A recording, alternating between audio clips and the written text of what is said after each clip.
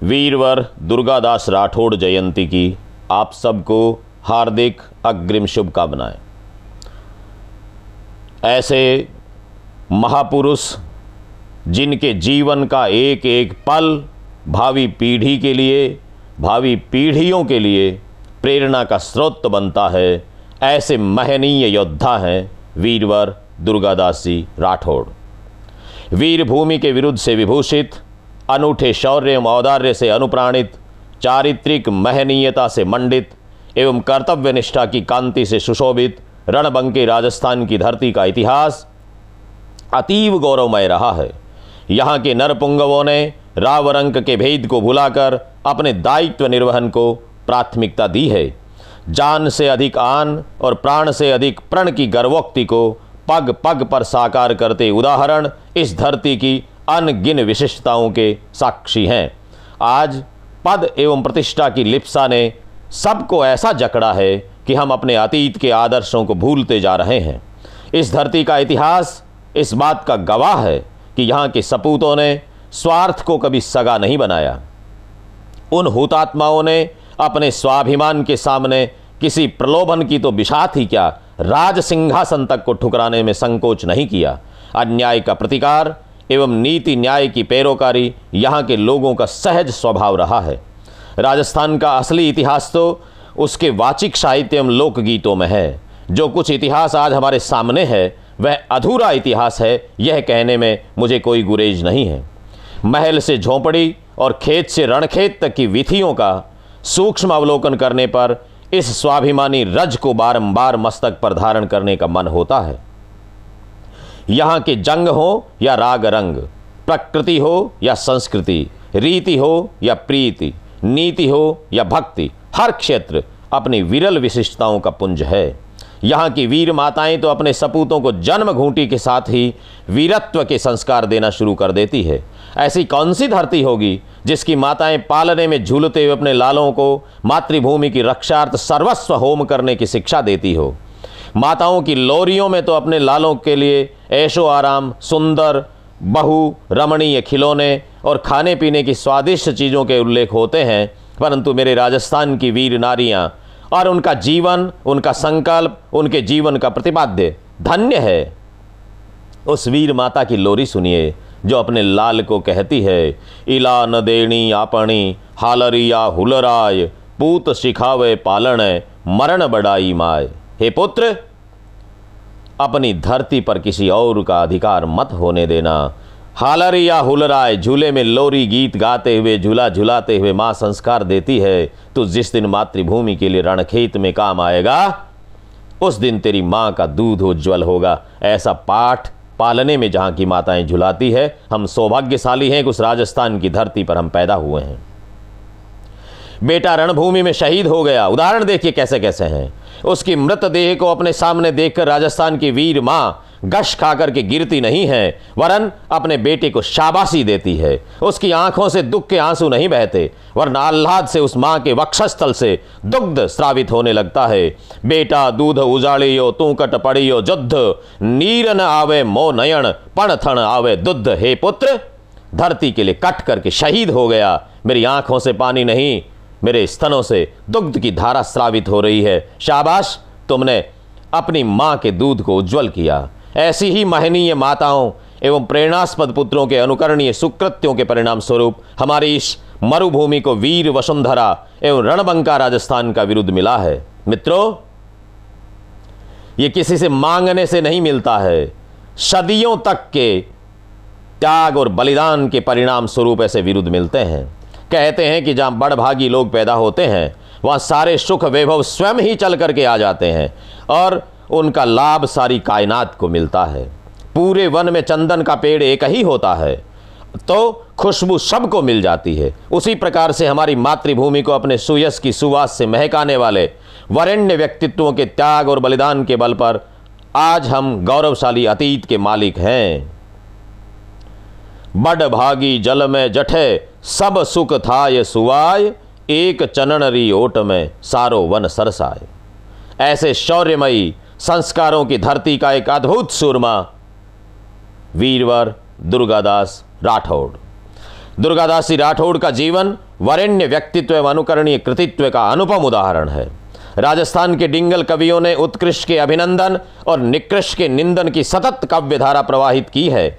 मध्यकालीन इतिहास का अवलोकन करने पर राजस्थान के दो ऐसे वीर सूरमाओं का, सपूतों का जीवन हमारे सामने आता है जिनके शौर्य पर कवियों ने सर्वाधिक कलमें चलाई हैं। वे है अप्रतिम वीर अमर सिंह राठौड़ एवं वीरवर दुर्गादास राठौड़। दुर्गादास जी राठौड़ के समकालीन चारण कवि तेज सिंह साधु ग्राम भदौरा ने दुर्गादास जी के व्यक्तित्व एवं कृतित्व से प्रभावित होकर लिखा कि महाभारत काल में पांडवों को जिस तरह संघर्ष करते हुए वनवास और अज्ञातवास में रहना पड़ा, वैसी ही स्थिति दुर्गादास जी के सामने थी। पांडवों ने तो, लेकिन कवि तुलना करते हुए दुर्गादास जी राठौड़ के जीवन को और ज्यादा संघर्षमयी बताते हैं, उनके शौर्य को और अधिक श्रेष्ठ बताते हुए लिखते हैं, कवि अपने चरित्र नायक में किस तरह से शक्तियों को ढूंढता है, सामर्थ्य को ढूंढता है, अपने चरित्र नायक के उज्जवल पक्ष को कैसे उजागर करता है। तेज सिंह जी साधु लिखते हैं कि पांडवों ने तो छुपकर समय बिताया था, लेकिन दुर्गादास जी राठौड़ तो एक दिन भी छुपकर नहीं रहे। अपनी तलवार की धार पर जरूरतमंदों की सहायता करते हुए मुगलों का सुख चैन काफूर करते रहे। 12 बरसा बीह वन पांडव अछता वुहा। 12 वर्षों तक जंगल में पांडव छुपते हुए चले गए, 1 साल तक अज्ञातवास में रहे। कवि लिखते हैं 12 बरसा बीह वन पांडव अछता वुहा। अरे दुर्गो हेको दीह अछतो रयो न आसोत। एक दिन भी चुप करके नहीं रहा, मुगलों की आंख की किरकिरी बने रहे, जगह जगह पर उनसे संघर्ष संग्राम रोपते रहे, उनकी नींद चुराते रहे। वीरवर दुर्गादास जी राठौड़ का जन्म संवत 1695 विक्रमी में द्वितीय श्रावण मास की सुदी 14 सोमवार को गांव सालवा मारवाड़ में हुआ। इनकी मां भटियाणी थी तथा पिता आस्करण निम्बावत। जोधपुर के संस्थापक राव जोधा के भाई थे करण। करण से राठौड़ों की कर्णोत शाखा चली। करण का पड़पोता निम्बा राठौड़ था। मैं इसलिए बता रहा हूं कि हमारी युवा पीढ़ी के बालक विद्यालयों और महाविद्यालयों में महापुरुषों की जयंती के दिन उनके व्यक्तित्व और कृतित्व पर बात करें, उनको सुनाएं, उनको सुने, उन पर बार बार चर्चा करें, गर्व करें। हमें फक्र होना चाहिए कि हम उस धरती पर पैदा हुए हैं जिस पर दुर्गादास जी राठौड़ ने जिसे अपनी जन्मभूमि और कर्मभूमि बनाया। इसलिए मैं इतिहास की बात कर रहा हूं। करण का पड़पोता नींबा राठौड़ में बात कर रहा था। उनका बेटा आस्करण तथा पोता दुर्गादास राठौड़ हुआ। दुर्गादास जी इस मरुभूमि का महापराक्रमी सपूत और सफल राजनीतिज्ञ थे, जिन्होंने अपनी भुजाओं के बल पर मारवाड़ की आन बान और शान को अक्षुण्य रखा। ऐसे दैदीप्यमान नक्षत्र को नमन करते हुए कवि तेज सिंह जी साधु लिखते हैं दुर्गादास वखाणियो तद जोधान तकत्थ। एक व्यक्ति किस तरह से संपूर्ण धर्म की, परिवेश की, मातृभूमि की, मातृभाषा की, अपने आसपास के लोगों की, सबकी कैसे रक्षा करता है, यह उदाहरण है दुर्गादास जी राठौड़।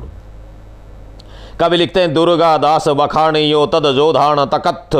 जननी किण जायो नहीं नर तो जिसो नखत। हे दुर्गादास, तुम्हारे जैसा दूसरा कोई नक्षत्र किसी मां ने पैदा ही नहीं किया। तुम्हारा जीवन तो तुम्हारा जीवन है, अनन्य उदाहरण है। अपनी 80 वर्ष 3 महीने एवं 28 दिन की लंबी जीवन यात्रा में दुर्गादास ने अपने व्यक्तित्व एवं कृतित्व से अनेक कीर्तिमान स्थापित किए। वे कभी राजगद्दी पर नहीं बैठे। मित्रों, ध्यान करने का विषय है, युवा पीढ़ी समझें। दुर्गादास जी राठौड़ राज चलाते हैं मारवाड़ का, लेकिन कभी राजगद्दी पर नहीं बैठे। ऐसा स्वामी भक्ति का, ऐसा श्रद्धा और सम्मान का दूसरा कोई उदाहरण मिलना विरला होगा। कभी राजगद्दी पर नहीं बैठे, लेकिन कितने राजा हैं जो लोगों के दिलों पर राज करते हैं। दुर्गादास उन सौभाग्यशाली लोगों में से हैं जो जनमानस पर युगों युगों तक निष्कंटक निर्विवाद राज करते रहे। अनुपम वीरता, धीरता, न्यायप्रियता, आत्मसम्मान, त्याग एवं बलिदान से परिपूर्ण जीवन के धनी दुर्गादास जी राठौड़ के व्यक्तित्व को उजागर करती कवि नारायण सिंह जी भाटी की ये पंक्तियां बरबस ही पाठक के मन में उस वीर क्षत्रिय के प्रति अगाध श्रद्धा के भाव पैदा करती हैं। नारायण सिंह जी भाटी लिखते हैं निरलोभी निर्भय निडर रीज खीज इक रास। दोहा देखिए कितना प्यारा है। जैसा दुर्गादास जी का चरित्र है, नारायण सिंह जी भाटी ने वैसा ही उजागर किया है। निर्लोभी निर्भय निडर रीझ खीज इकरास, प्रजा पाल पण पाल नर दीठो दुर्गादास, और डोढ़ी दुर्गादासरी रहे खुली दिन रात। देखिए, आज के नेताओं को भी सीखना चाहिए, राजा कैसा होना चाहिए। दुर्गादास जी ने ये एक उदाहरण प्रस्तुत किया। नारायण सिंह जी भाटी लिखते हैं, डोढ़ी दुर्गादासरी रहे खुली दिन रात, दीन दुखी फरियाद ले जाए छतीसों जात।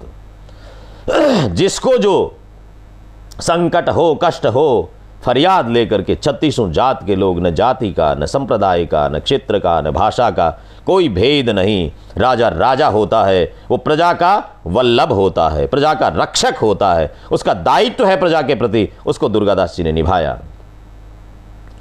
बूढ़ो ठाढ़ो मिनख जो मार्ग में मिल, क्या शालीनता है।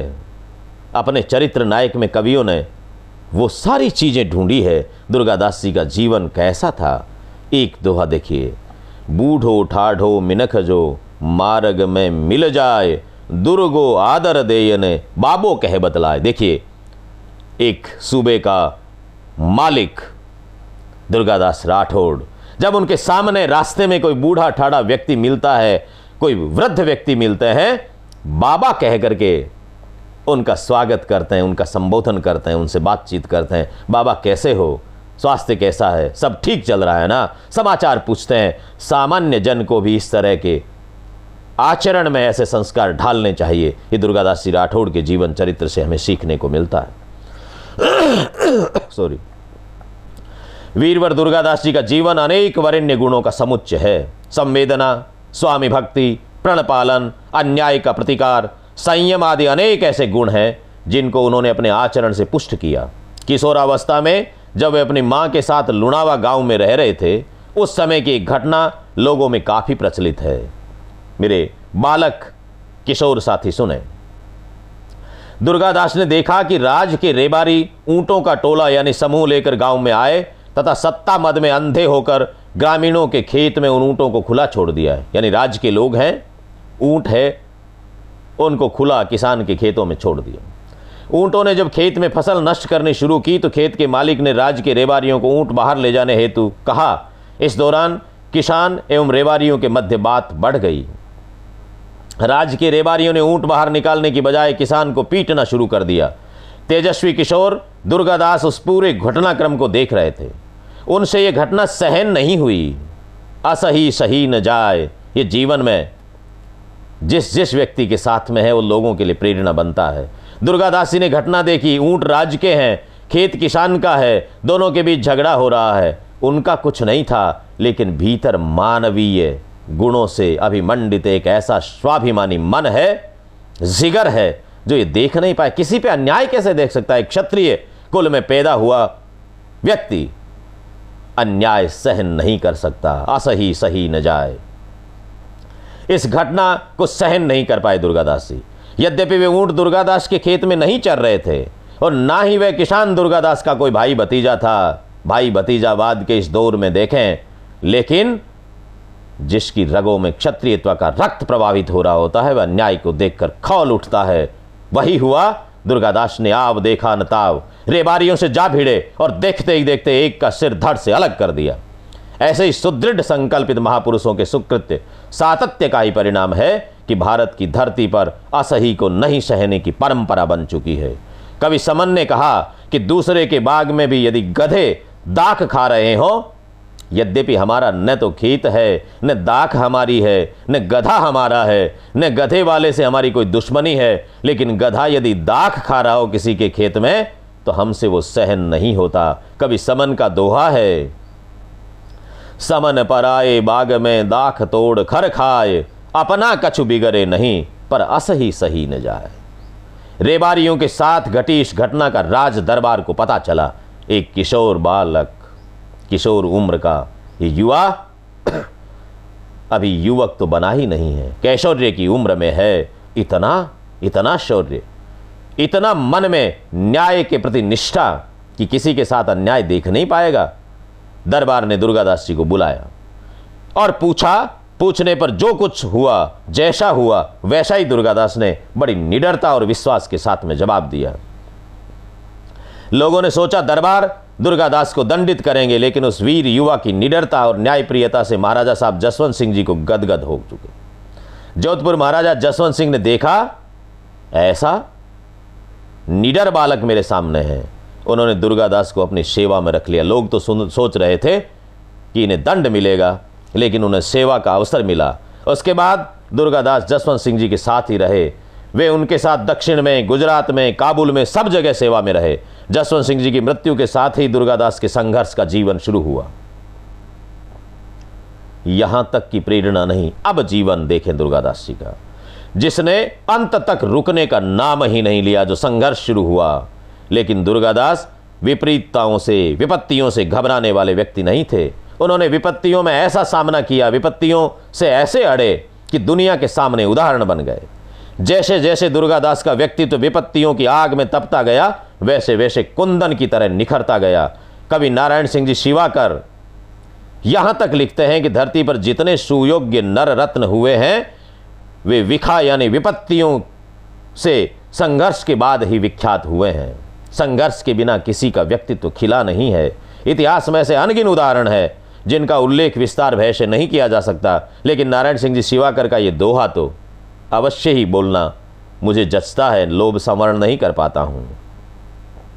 बाबा जी हंस बोलिया वना जान लो वात, जोगा नर जितरा हुआ विखो भुगत विख्यात।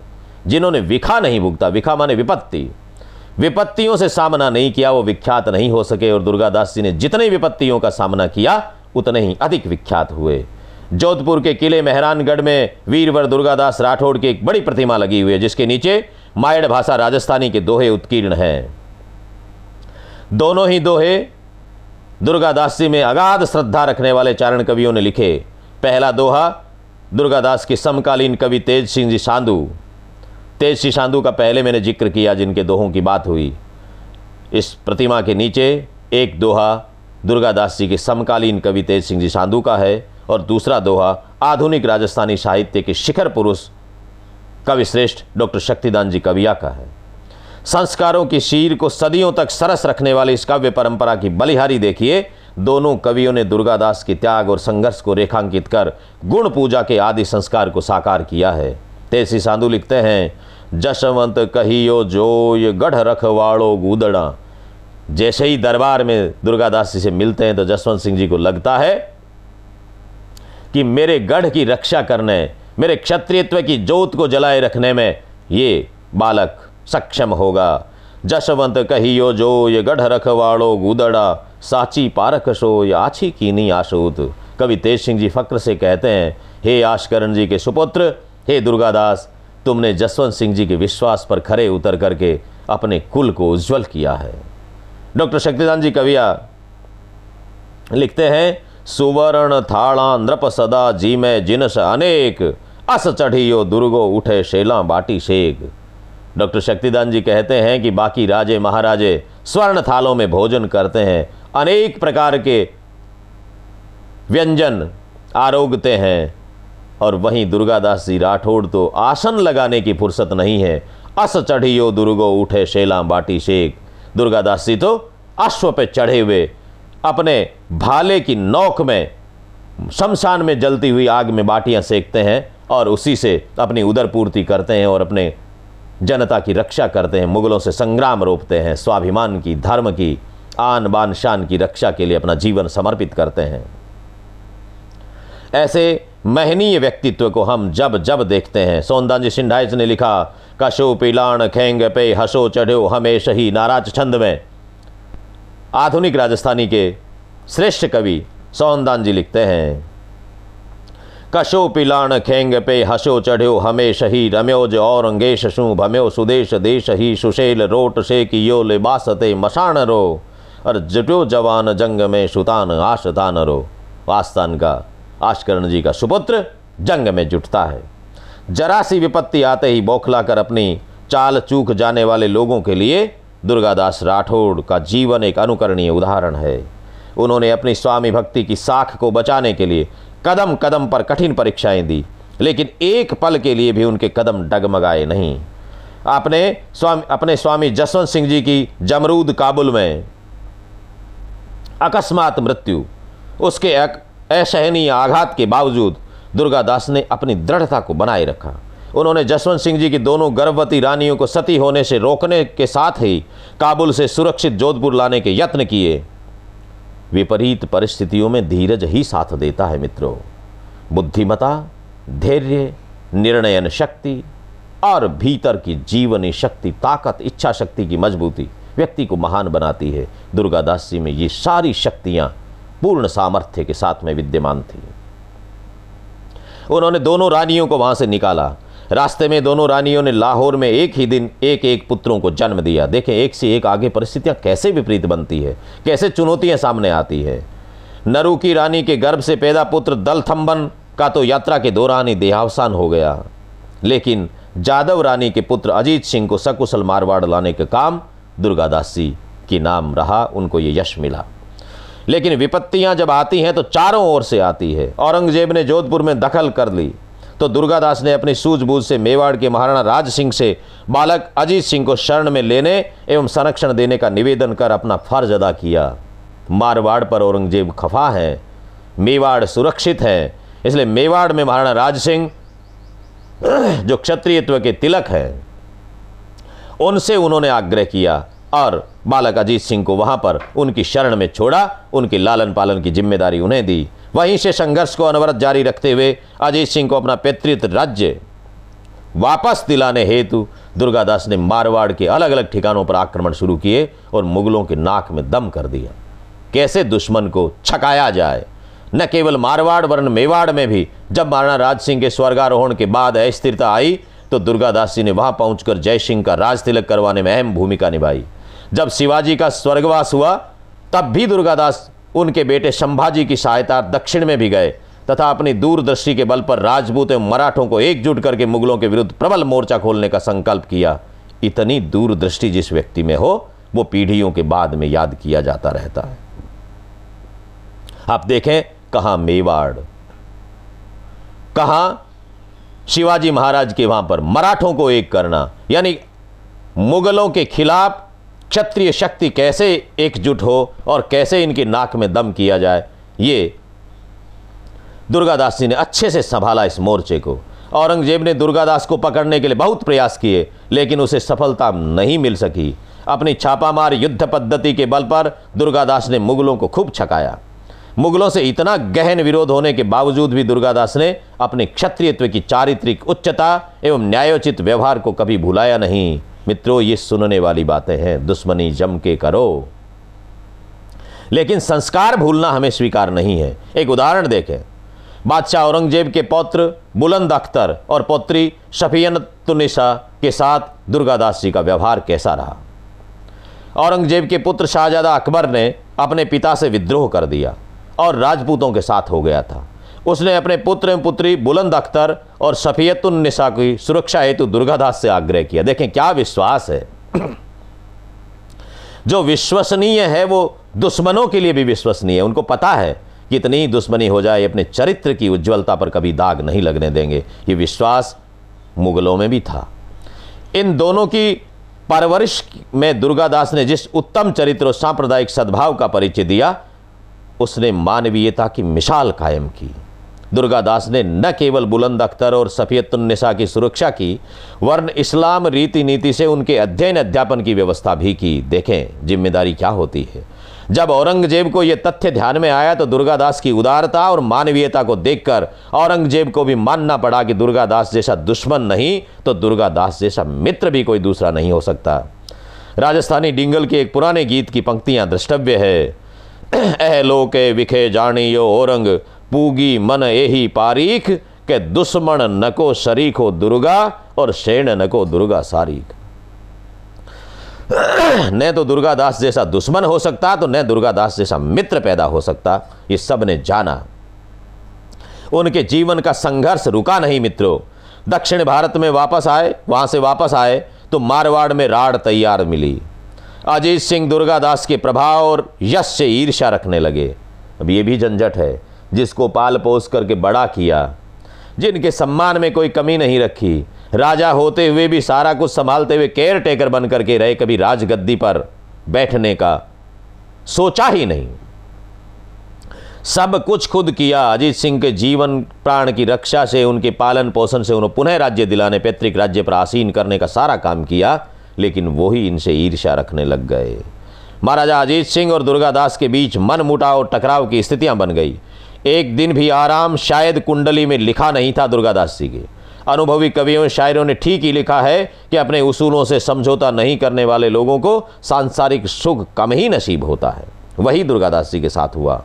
उसूलों पर आंच आई तो सहन नहीं कर पाए, आगे से आगे टकराव की स्थितियां बनती गई, लेकिन वही उसूल, वही अनोखी आन और वरदान, उनको कभी छोड़ना उन्होंने स्वीकार नहीं किया। औरंगजेब ने दुर्गादास को अनेक षड्यंत्रों के माध्यम से मरवाना चाहा, लेकिन संभव नहीं हो सका। लंबे जीवन की लंबी कहानी है और इस कहानी की हर घटना के पीछे एक अन्य कहानी है, जिसे पढ़ने व जानने के लिए लोक की बातों, ख्यातों, गीतों, रीतों को समझना पड़ता है। जीवन के उत्तरार्ध में दुर्गादास मारवाड़ को छोड़कर सुख एवं सम्मानपूर्ण जीवन जीने की आशा में उदयपुर चले गए और कभी लौटकर मारवाड़ नहीं आए।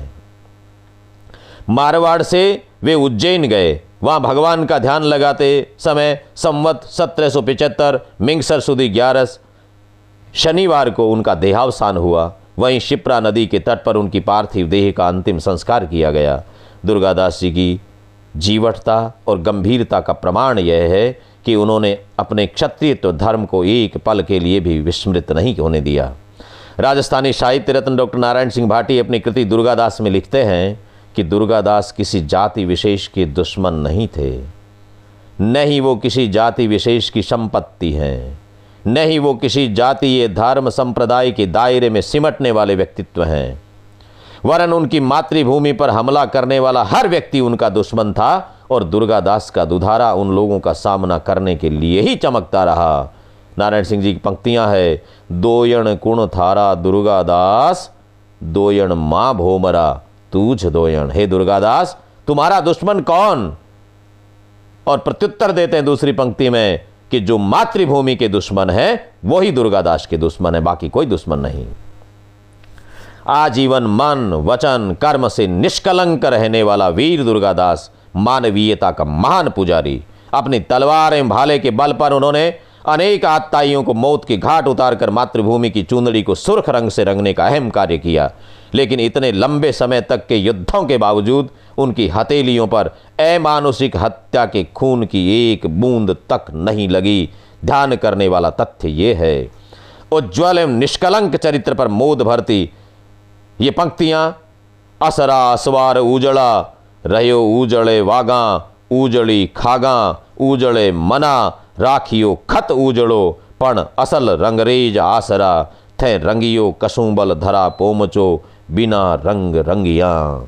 तुमने धरती के पोमचे को अपने स्वाभिमान के रंग से रंगा। ऐसे अनुकरणीय व्यक्तित्व के धनी वीरवर दुर्गादास का जीवन आज की आपाधापी वाली, अधीरता से डगमगाती, नीति पथ से किनारा करती, परंपरा से मुंह मोड़ती, स्वार्थ से स्नेह बढ़ाती, अनीति से आंख मूंदती, पर दुख एवं पर पीड़ा देखकर नहीं पिघलती, नई पीढ़ी के लिए जीवटता एवं जीवन मूल्यों को पुनः प्रतिष्ठापित करने वाला साबित होगा। ऐसे महानायकों के जीवन का एक एक पहलू प्रेरणास्पद होता है।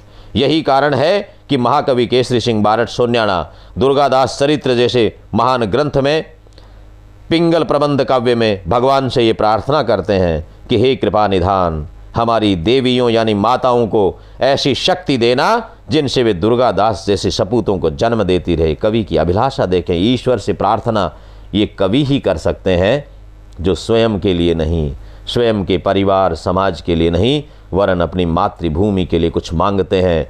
और केसरी सिंह बारठ सोन्याणा भगवान से कहते हैं, देवीन को ऐसी शक्ति दीजिए कृपा निधान, दुर्गादास जैसे माता पूत जनी वो करें। हे ईश्वर, हमारी नारी शक्ति को, मातृशक्ति को ऐसी सामर्थ्य दे कि वो दुर्गादास जैसे बेटों को जन्म देती रहे। बाकी आपसे कुछ नहीं मांगना है। ऐसी हुतात्माओं के चरित्र पर जितना लिखो उतना कम है, जितना बोलो उतना कम है। लेखनी लगातार लिखते रहना चाहती है, जिह्वा लगातार उनके यशोगान करना चाहती है, लेकिन एक सीमा है विस्तार की। विचारों की श्रृंखला को समापन की ओर ले जाते हुए ध्रुव तारे की तरह अटल आलोकित स्वामी भक्ति के शिरमौर, मानवता की महनीय पुजारी, शौर्य के सबल अवतार वीरवर दुर्गादास राठौड़ को कवि नारायण सिंह शिवा करके इन दोहों के माध्यम से नमन करते हुए इस विचार श्रृंखला को संपन्न करते हैं। दो दोहे सुनिए। उगा नखतर आथिया जो धाणे इतिहास, एकज ध्रुव तारो अटल दीठो दुर्गा दास। और राजवंश ने राखियो श्याम धर्म मरुदेश, बदले में राखी नहीं 2 गज धर दुर्गेश। आज थोड़ा सा मौका मिलते ही जमीन कब्जाने वाले ये सुने, दुर्गादास जी के पास तो पूरी मारवाड़ थी। राजवंश ने राखियो श्याम धर्म मरुदेश, बदले में राखी नहीं 2 गज धर दुर्गेश। 2 गज की धरती भी दुर्गादास ने अपने नाम से नहीं की। ऐसे त्यागी, तपस्वी, पराक्रमी, शौर्य और औदार्य की साक्षात प्रतिमूर्ति दुर्गादास जी राठौड़ को बारंबार वंदन करते हुए, नमन करते हुए उनकी विनम्र याद को, स्मृति को मैं आप सबका आभार ज्ञापित करता हूं कि आपने इतने लंबे इस अभिव्यक्ति को, इस विचार श्रृंखला को सुना। आप सब इसको साझा करें। हमारे विद्यालय के, महाविद्यालय के नवीन विद्यार्थी, शोधार्थी इन विचारों के साथ में समाज के समक्ष आए और अपने जीवन में, आचरण में उन गुणों को अपनाए जिनसे कि उनका जीवन साफल्य मंडित हो सके। पुनः पुनः आप सबका धन्यवाद, आभार। जय हिंद, जय भारत, जय राजस्थान, जय राजस्थानी।